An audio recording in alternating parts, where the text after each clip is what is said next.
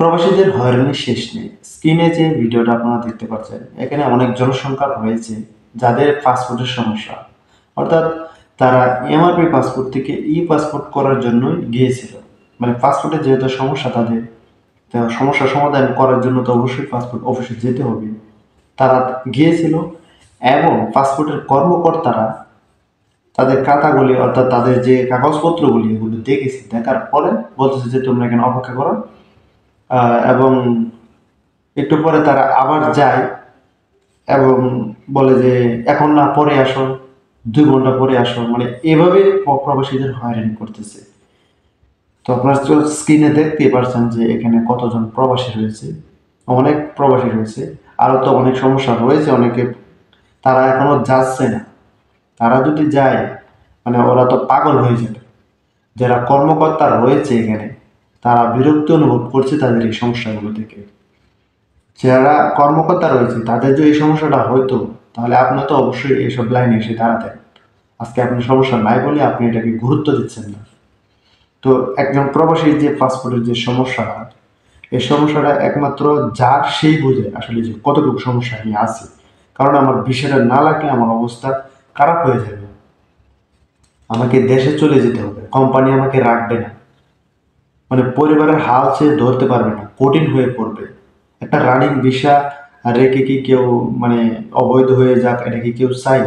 এবং দেশে চলে যাক, সে বৈধভাবে বসবাস করতেছে, ভালো একটা ইনকাম করতেছে এবং সে দেশে চলে যাবে, এটা কি কেউ চাইবে? কেউ চাইবে না যদি সে ভালো ইনকাম করে থাকে। পাসপোর্ট ঠিক করে দেওয়া হোক, সেখানে 2 টাকা বেশি লাগে, আমরা দিতে রাজি আছি। তারপর আপনারা এই যে একটা পেস লাগানোর কাজ শুরু করেছেন, এটাকে ঠিক করে আপনারা ঠিক করে মানে যেভাবে হোক এটাকে আপনারা সঠিকভাবে করার মানে চেষ্টা করেন। এই যে ঝামেলাটা, এটা কিন্তু একদিনে হয় না। হঠাৎ করে এটা বন্ধ হয়ে যাওয়ার কারণেই হয়েছে। তো ঝামেলাটা তো অনেক মানে প্রবাসীরা যে এই যে পাসপোর্ট জমা দিচ্ছে, দিচ্ছে 2-3 মাস পরও আসে না, 3-4 মাস পরও আসে না, 5 মাস হয়ে যাচ্ছে তাও আসে না। তো ফাস্টফুড আসলে তো এত দেরি হওয়ার কথা নয়। পরবর্তীতে তারা জানায় যে মেশিনের রিলেবল নাকি জানি কি সমস্যা হয়েছে। তো এই জন্য প্রিন্টিং মানে কাগজ নেয় নাকি পাসপোর্টের, মানে এমআরপি পাসপোর্টের যে কাগজপত্র, এই কাগজপত্র তাদের নেয়। তো তাদের ই পাসপোর্টের কাগজপত্র আছে, ওইটা নেই। তো আপনারা একটু চিন্তা করবেন না যে এমআরপি পাসপোর্ট বেশি না ই পাসপোর্ট বেশি। বর্তমানে পুরাতন যারা প্রবাসী রয়েছে তাদের তো বেশিরভাগই এমআরপি পাসপোর্ট, 5 বছর মেয়াদি পাসপোর্ট। তো প্রবাসীরা যেখানে যাবে সেখানে হয়রানির শিকার হতেই হবে। মানে হয়রানি না করলে তাদের ভালো লাগে না, তাদেরকে হয়রানির শিকারের ভিতরে আনতেই হবে। সেখানে তারা পাসপোর্ট ঠিক করতে গেছে, মানে নামে সমস্যা বা যেটাই হোক সমস্যা, কাগজপত্র নিয়ে গেছে।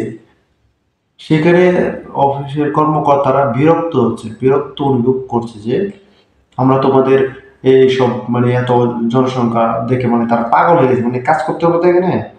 কারণ অফিস তো দেখা যাচ্ছে 1-2 জন লোক আছে, বেশি তাড়াতাড়ি করতে হবে কাজ, যার জন্য তারা বিরক্ত অনুভব করছে। তোমার কাজ এসে যতটুকু ডিউটি তুমি সেটা করো, করার পরে সময় না থাকলে আরেকজনই করবে। তো যে সময়টা ডিউটি আছে সেই সময়টা পর্যন্ত আপনারা ডিউটি করেন, এরপর আপনারা না হয় বললেন যে পরের দিন আসুন, সেটা ঠিক আছে। না, একটা লোক যাচ্ছে আর বলতেছেন যে 2 ঘন্টা পরে আসো, 3 ঘন্টা পরে আসো। ভিডিওতে বাইরে কথা বলছে, আপনারা তো শুনতেই পারলেন যে আহ, যদি আমি আপনাদের পুরো ভিডিওটা দেখাইনি, কারণ পুরো ভিডিওটা দেখালে ভিডিওতে একটু সমস্যা হতে পারে, যার জন্য দেখাইনি। তো এই ভিডিওটা অনেকটাই ভাইরাল হয়েছে, বিশেষ করে যারা পাসপোর্টের সমস্যায় আছেন তারা বেশিরভাগ এই ভিডিওটা দেখেছেন। তো প্রবাসীরা সবসময় হয়রানির শিকার হতে হয়। ভাই আমাদের আর ভাল লাগে না এসব, মানে এত হয়রানির শিকার কেন? আমরা তো শান্তিতেই ছিলাম, আমাদের ভিসা রয়েছে, সবকিছু রয়েছে, আমরা খুবই শান্তিতে ছিলাম, ভালো ছিলাম। মানে কোনো ইস্যু নাই, তো হঠাৎ করে একটা ইস্যু মানে তৈরি করে ফেলছে ওরা। মানে এই যে 2-3 মাস ধরে দেশটা একটু বা বিদেশি সব দেশে একটু শান্তশিষ্ট ছিল, যদিও অন্য দেশের যুদ্ধ চলতেছে। তো শান্তশিষ্ট ছিল, বিশেষ করে মধ্যপ্রাচ্যে যে দেশগুলো রয়েছে সেখানে একটা ইস্যু ঢুকে গেছে, পাসপোর্ট আর হবে না, এমআরপি এই পাসপোর্ট করতে হবে। এটা তো একটা ইস্যু, আমাদের জন্য সমস্যার কারণ হয়ে দাঁড়িয়েছে।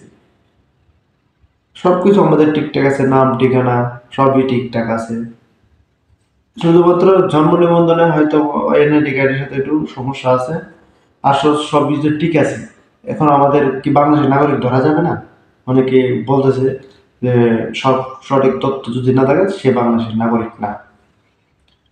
যাদের পাসপোর্ট এমআরপি আছে, যারা করেছিল তাদের নিশ্চয়ই আইডেন্টি কার্ড আছে। আইডেন্টি কার্ড নাই যে এমন প্রবাসী কমই আছে, প্রায় প্রবাসীরই আইডেন্টি কার্ড রয়েছে, কিন্তু বয়সের সাথে মিল নেই। তো আমার যেহেতু আইডি কার্ড রয়েছে, সেক্ষেত্রে তো আমি অবশ্যই বাংলাদেশের নাগরিক, কেন আমি বাংলাদেশের নাগরিক হতে যাব না?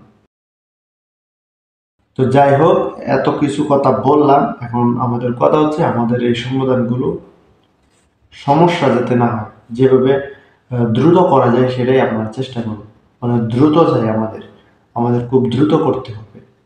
মানে ভিসা তো আপনার সময় নেবে না, ভিসার সময় শেষ হয়ে যাবে, এটা তো আর সময় বাড়ানো যাবে না যে এই কাজটা আমি আজকে করব না, কালকে করতে পারবো। কিন্তু ভিসার কাজ তো ওইটা না, ভিসার কাজ টাইম টু টাইম করতে হয়।